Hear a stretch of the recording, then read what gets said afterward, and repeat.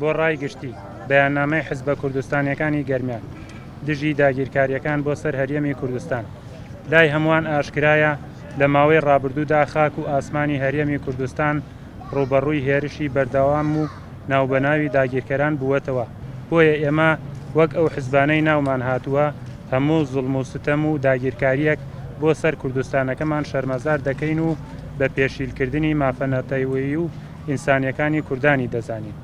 هەروەها هەر هەوڵێک بۆ شەڕی کوردکوژی و براکوژی تەحریم و تەجریم دەکەین و داواکارین هەموو لایەنەکان بە گیانی بەرپرسانەوە مامەڵە بکەن و دوور بوون لە هەڵچوون و گیانی تۆڵەکردنەوە.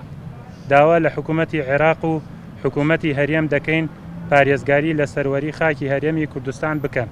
هەروەها داوا لە نوێنەرایەتی کۆنسڵی وڵاتانیش دەکەین مووقفی ڕوون و ئاشکرایان هەبێت بۆ پاراستنی خاک و خەڵکی کوردستان. حزبی زەحمەتکێشانی کوردستان ئەنجومەنی گەرمیان، یەکگرتووی ئیسلامی کوردستان مەڵبەندی چواری گەرمیان، تەفگەری ئازادی کۆمەڵگەی کوردستان ئەنجومەنی هەرێمی گەرمیان، بزوتنەوەی ئیسلامی لە کوردستانی عێراق مەڵبەندی شەشی گەرمیان، بزوتنەوەی گۆڕان مەکۆی کەلار، کۆمەڵی دادگەری کوردستان مەڵبەندی شەشی گەرمیان.